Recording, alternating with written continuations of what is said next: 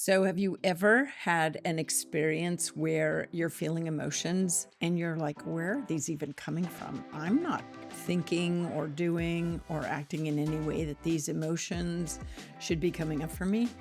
And they're just random out of nowhere. Have you ever had that happen? I'm wondering if you have then experienced empathic clairsentiment. It is when you are feeling another person's emotional feelings empathically, as if they're your own. If this is an interest topic that you should really consider, stick around. I have more to tell you.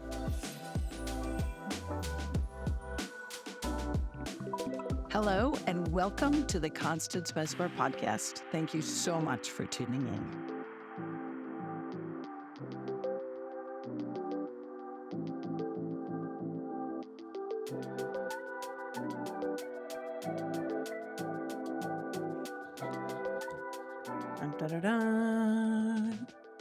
Okay.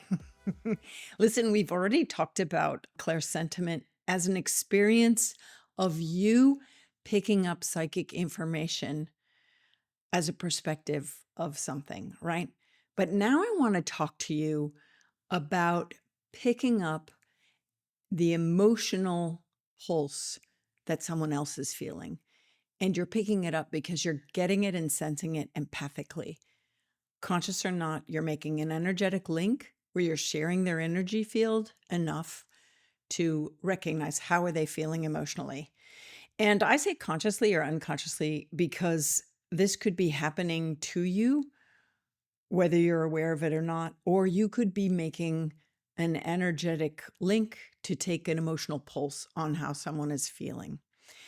And I split these two because your soul's pulse on a situation or information can be emotionally picked up with clairsentiment. But when you take it and make an empathic clairsentiment link, you are doing it so that you can determine how is someone else feeling. Now, whether that's a mass of people, like the vibe of people emotionally going through something, whether you're a business person and you're wanting to take the emotional pulse on your team because the performance is not going as expected or planned or hoped, and maybe you're picking up that their heart isn't in it, and you'll use that empathic clairsentiment to determine maybe what should be or could be done instead, or maybe let's talk about this, right?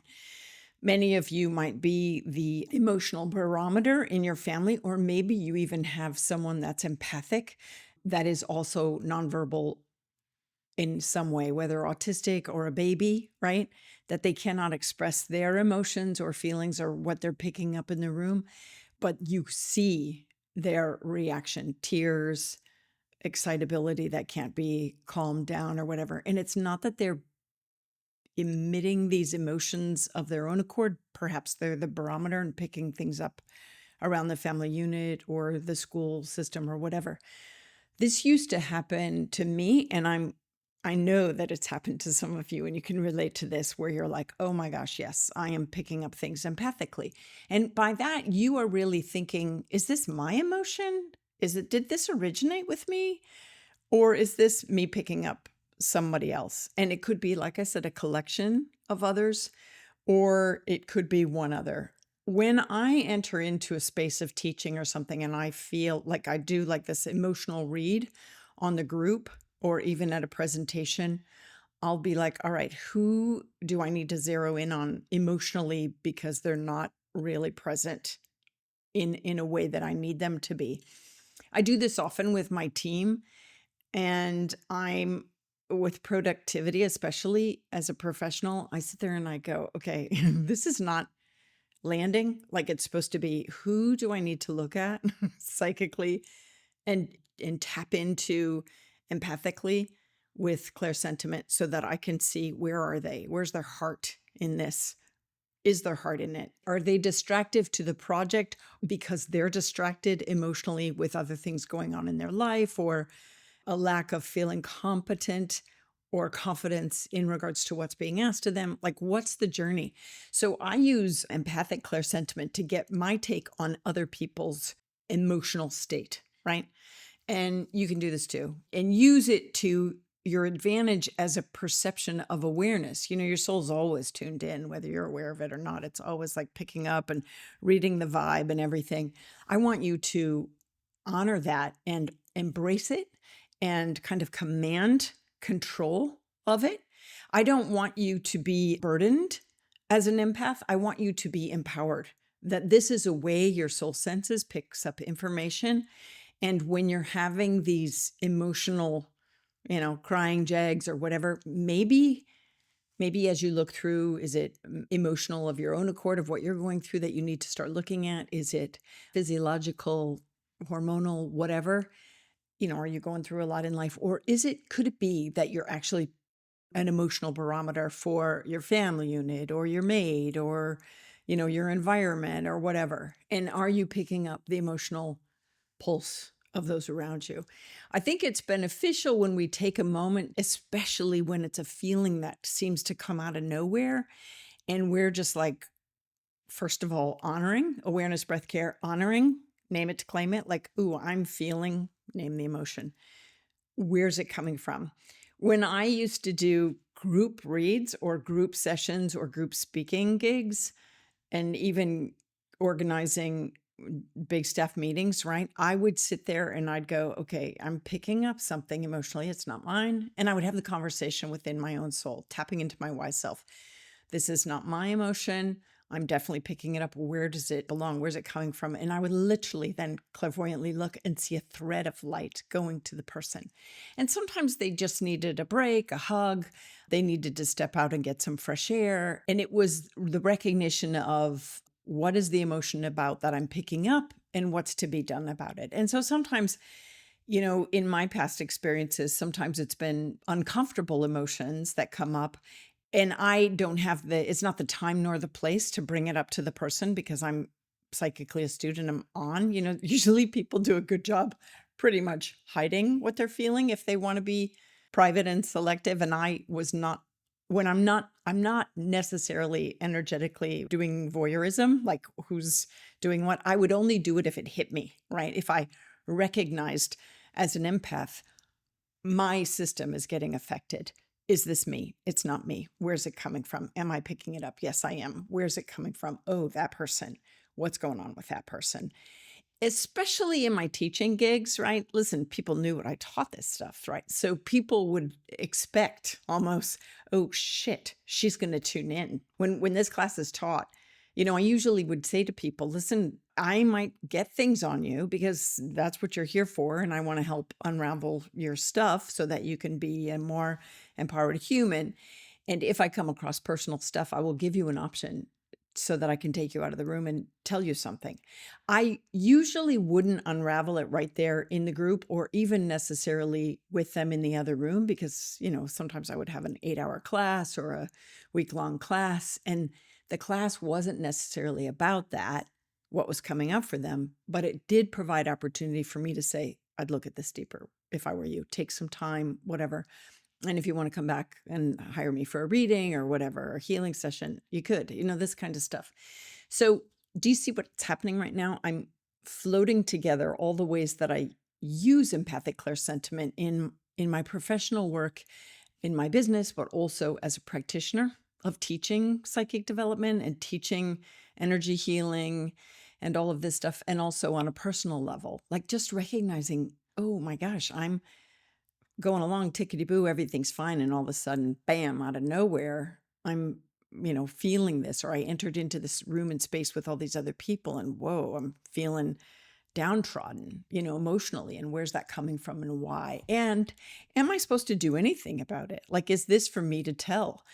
More often than not, Spirit would always say, because I'd ask higher, is this for me to tell? Spirit would say, yes, it is for you to tell because you see it. And so say it. If you see something, say something. And then I would ask the person, especially if it was a social engagement, I would ask the person through their higher consciousness, can I tell you something? And then if I got a yes from their soul, then I would ask them in person. I would say, listen, do you know what I do for a living? They'd be like, yeah, heard of you.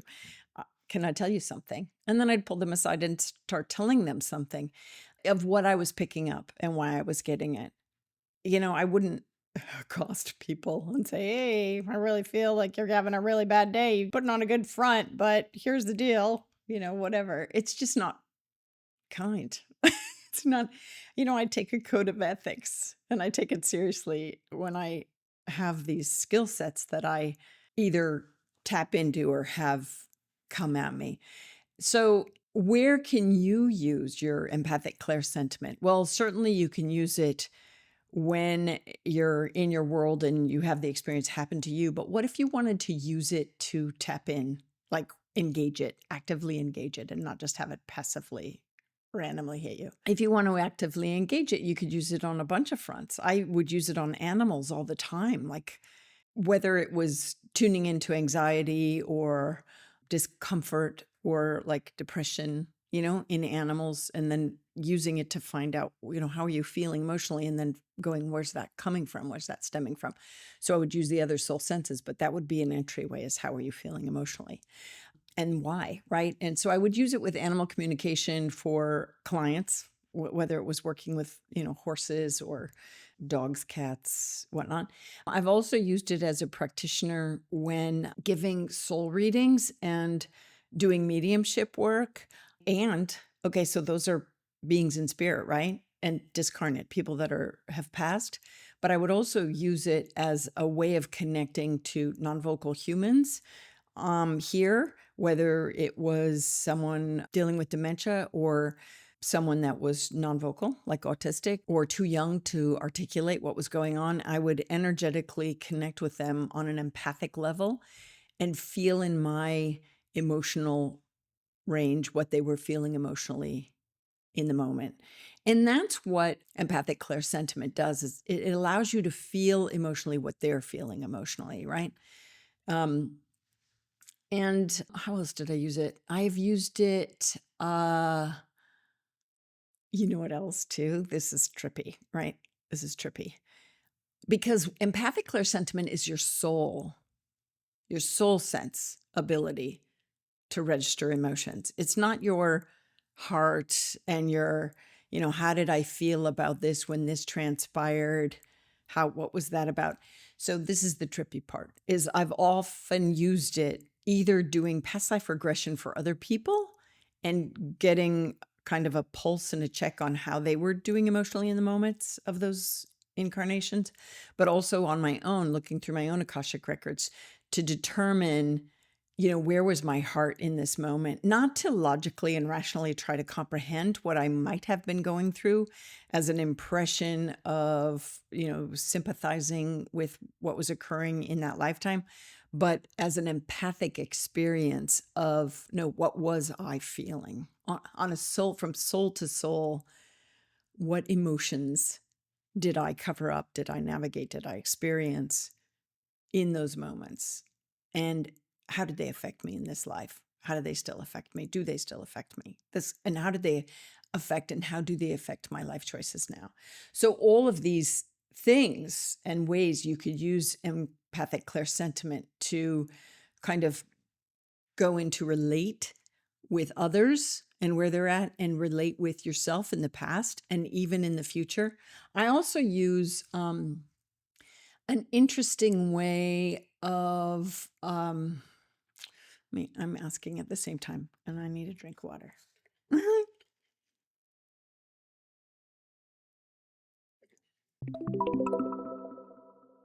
Your 11 Soul Senses, a journal for self-discovery, is something I created just for you.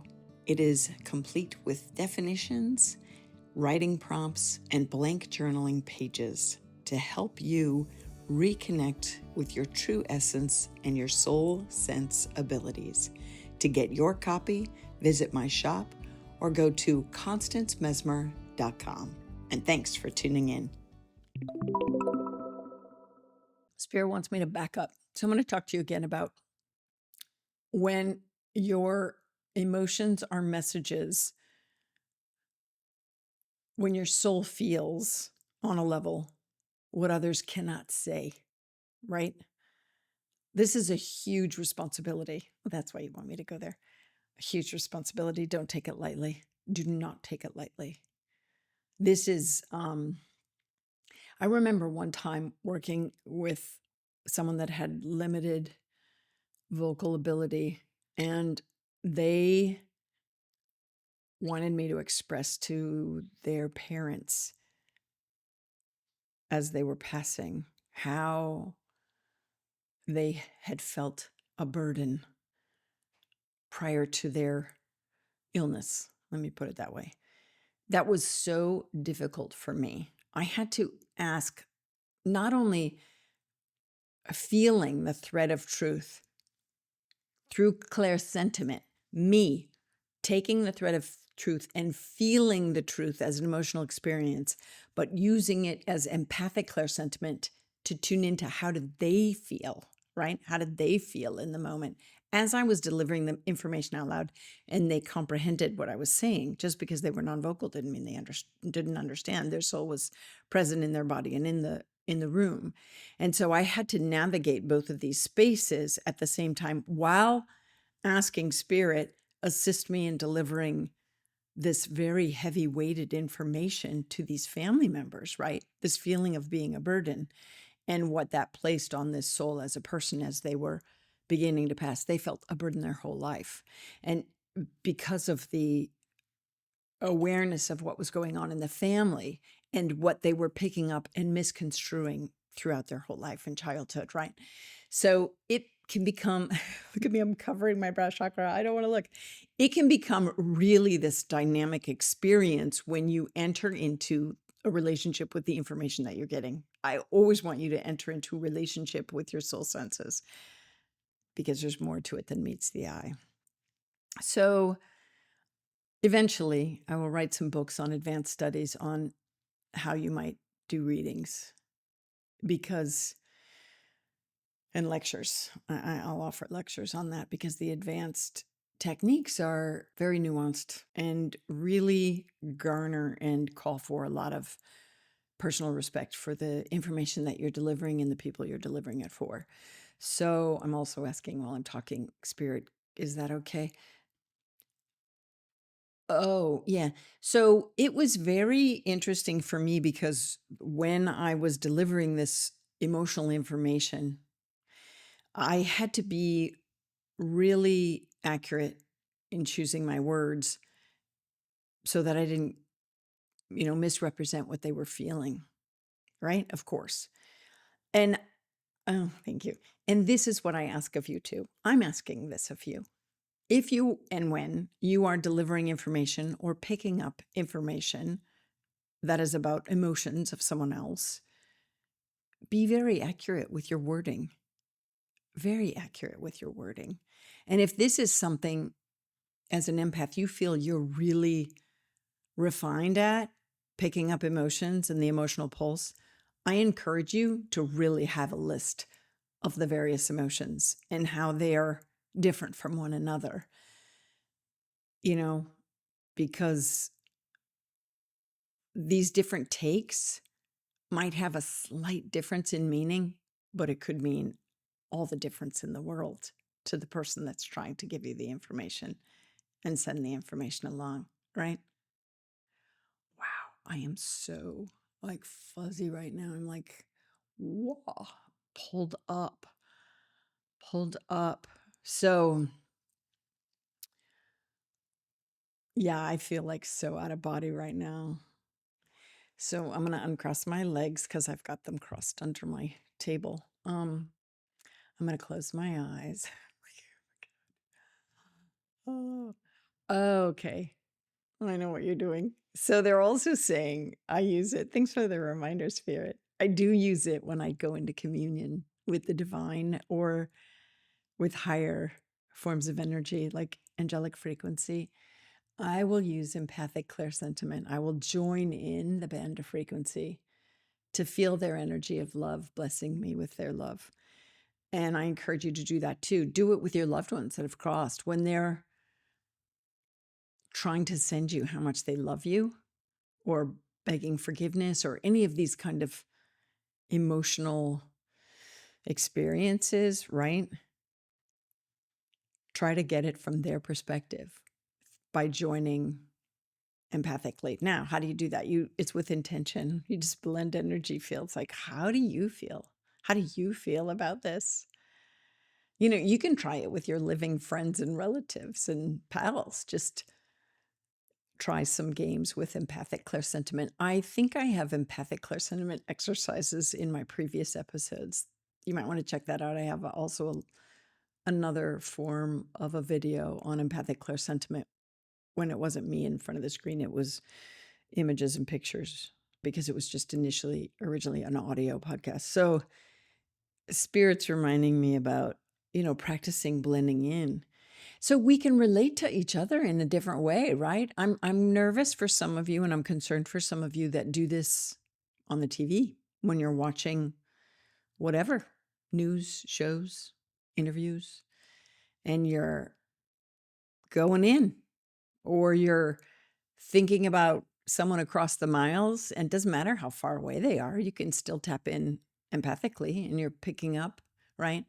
So, this is where Spirit's going. So those of you that know that you do this or are recognizing yourself in my words, and those of you that definitely do it as a practitioner, the importance is to clear any kind of empathic work where you're using your energy field to join, to get information. You must clear afterwards. I release and detach all energy that is in truth not mine. I claim back to me all energy is mine. Let it be cleansed or dissolved by the light upon its return to me, and so it is. Make up your own thing, wash away, clear, clear, clear, disconnect. I disconnect. Turn your attention away, move on. But the second you start thinking about them, you're back in, right? You're back in, making that empathic link and that energetic link. And so you could be dragging around a ton of stuff. This is why people are like, they come and they get all these cords cut. Like, oh my God, you just have all this energy, emotional energy going out to this person and that person from your past, And so sometimes I remember working on clients, and I would cut cords and clear cords and be like, wow, you've got this whole backpack of burden from this old relationship. You want to get rid of that? And it wouldn't go sometimes, because there was this emotional component that had to be understood, whether it was guilt or embarrassment or shame or whatever, right? And so notice in your own, if this is, kind of resonating with you and bringing up like, oh, I still think I'm attached to Mr. So-and-so or Ms. So-and-so, or, that person or that experience, right? Just, I invite you to ask, what are you carrying of theirs? What did they impress upon you so heavily that you're still tied to them energetically on an empathic level, and you're still carrying those feelings? Maybe you're both still carrying those feelings, right? Listen, you're going to know what's healthy and not healthy. There's a lot of people that I have loved in my life, and I still love them, but it's not a burden, right? It's not like I just think of them in loving ways, but I'm not empathically. Well, no, some people I'm like, God, who is this? Who's like sending me that? And then I tune in and I'm like, oh, okay, you need to back off. You need to quit tuning into my emotional perspective with yours. Quit trying to flip my emotions and suck the life out of me and deliver yours, your whatever it is, right? Neediness, angst, irritation, whatever. So this house cleaning is important. And so energetically clearing, I think I've told you before, oftentimes when I shower, I do it doubly. I shower with water, and then I also shower with light at the same time. Release and detach all energy that in truth that is not mine, and claim back to me all energy that is mine. And then it is spiritual house cleaning and spiritual hygiene, right? Energetic hygiene, to notice when you're not feeling yourself and where that might be coming from and why, and what you might do to disengage. It's important. It's really important. Yeah. Some people are asking, why are some people more porous than others? I don't know if it's porous as much as some people are super sensitive to their empathic ways. I think we're all empathic. I think we're all capable of it, both picking up things as a psychic and picking up things empathically. And the difference to me is, well, they're all psychic soul, but some people just look perspective of what can I read? And others go, let me join you to read how you're feeling. Let me know how you're feeling. Now let me really tune in and get how you're feeling and feel it in my body and on a personal level in my heart and soul. So I think if you're feeling like you're really empathic and super sensitive, use it as a strong suit and learn to differentiate when you have a feeling arise, whether it's yours or someone else's, and realize if you've been carrying around kind of a burden of other people's emotions and emotional temperatures for days on end, and how you might go about changing your own energetic hygiene so that it's a personal cleansing experience or moment to moment. Remember Vipassana meditation, that will help you even with empathic clairsentiment. I told you it helps with empaths. I just recorded that like kind of intro segment recently, but definitely if you have the wherewithal to do a 10-day insight meditation, Vipassana meditation, go for it, because it's a great practice to build up to recognize when some frequency shifts occur so that you can kind of do something in the moment. That would be ideal. Like ABC, awareness that it's happening, breath, like why is it happening and what am I meant to do about it, and care, what can I do next? Got the message, cleanse and clear. And so sometimes it's like, oh, what I said there hit them the wrong way and they don't have the courage to say it, or they don't have the words, or they don't know the words to say it, or they're really upset. I grew up, my dad, I hope you don't mind. He was a powder. Oh my God. Oh my God, he was such a powder. He didn't, he would just like, God, I swear, just like kind of a bull in a china shop sometimes. He was the Leo, bum, ba, ba, like, where's the crown? So, he was upset when things didn't go his way. And I think he was a manifester. So he really wondered, like, why the heck aren't certain things going my way when I know it can be better? So, as a visionary and idealist. So I digress. So, but he used to, you know, fume. And I would pick up that a lot. Like, oh, shoot. Like you could feel it in his energy field. But if I wasn't careful, I would take it on as my own. Like, you know, I felt what he felt. But at a very young age, it was a great practice ground for me to learn to differentiate and to hold at bay and stuff like that and go, is this like little? I was little and I would be like, does this have to do with me? This has nothing to do with me. This is his. Okay, good. It was a great, great, you know, scientific lab room for all my psychic stuff that would be shared here with you later. It's so funny. Dad, you don't mind? No, he doesn't mind. He actually said, do you know what he just said? He goes, I'm the one that reminded you I was that way. I was like, ooh, chills. Yes, you were, Dad. There's my little energy hug. Thanks, Dad. You did. He was. He doesn't mind. We're both laughing. We're both laughing now. Oh my God. So funny. So funny. So notice when a change takes place and what you should do about it, because this is about your emotional well-being, right? And so when you're having emotions come up, follow the thread. Where do they come from? Where do they originate? Do they originate from you? Is it something that's unfinished in your world or your life or your experience?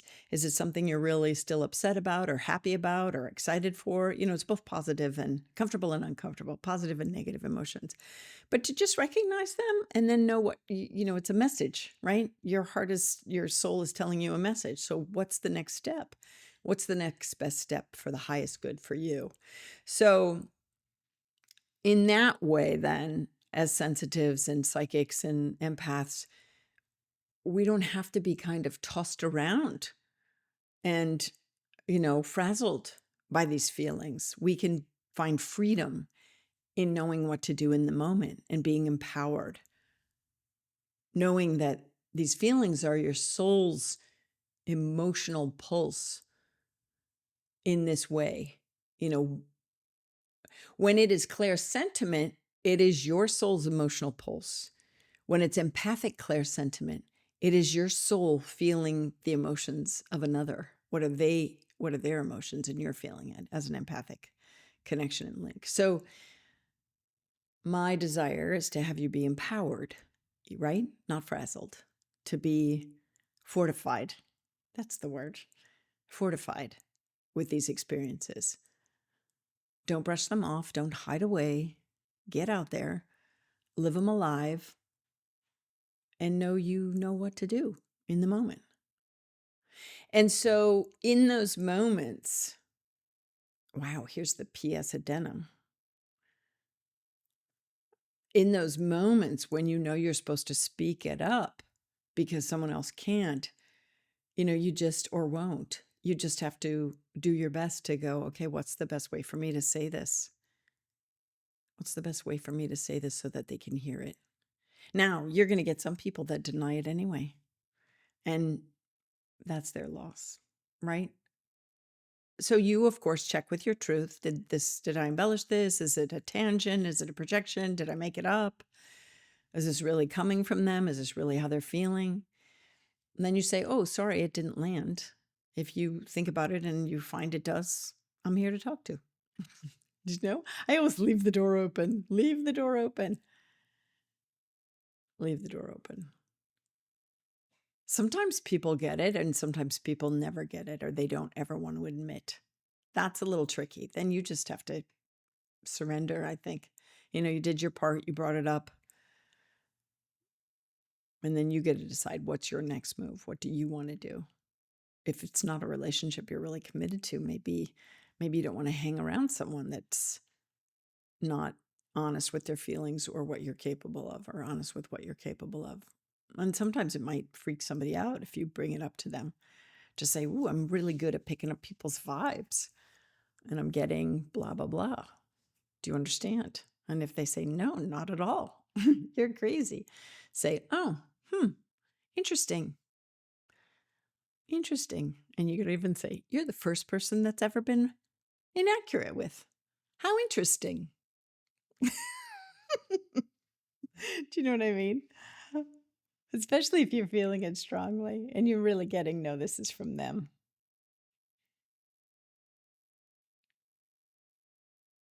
I used to have a friend that was that way. And they're not my friend anymore. Because it was just always like this. What is it called? It's not, is it gaslighting? Is that what that is? When they're just like, no, I don't know what you're saying. I don't know what you're saying. And I'm like, okay, you don't. I can't have a relationship with that. I can't have a relationship with that. Because it was always bounced off to me. And I was like, no, no, no. I think we're both happier out of the relationship. Now, listen, there's some relationships that you're in, right? You're in. So I'll leave that to you to navigate how you're going to deal with that and how you might work around it, which is tricky. But all in all, when you're picking up empathic emotions off of someone else, empathic clairsentiment, ask, what am I supposed to do with this? Hands on heart, close your eyes if you need to. What am I supposed to do with this emotion? Is it mine or is it theirs? Oh, it's theirs. You're picking up how they're feeling. Okay. What should I do? Sometimes it's be kinder to them because they're having a hard day or whatever. Do you need a hug? Sometimes you don't have to put it in their face that you know what they're going through. You can just say, listen, I'm here for you if you want to talk.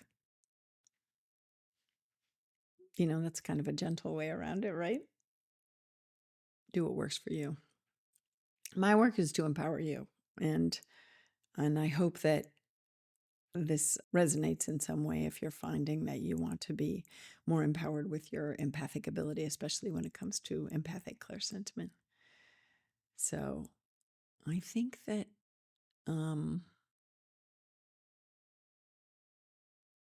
yeah, it'll be good for you. I think that Spirit's saying, no, you're kind of good. It's kind of good. When you get it, use it to kind of understand and have it offer you insights into other people's emotions and why they might be acting the way they're acting or struggling the way they're struggling, and use it to make connection. That's all. And sometimes it's not about telling them what you're getting, but it's about responding to what you're getting, how you're getting, what you're getting, right? Cool. I'm excited for you. In the week ahead, work on it. Notice any emotions that come up that might not originate from you. Determine where they're coming from and why and what you could do about it, if anything. Okay? Yeah, because sometimes it's just calling or saying you love someone or you're there for them or you're doing a great job. Keep up the good work. Yeah. All right. I love you. Thanks for tuning in.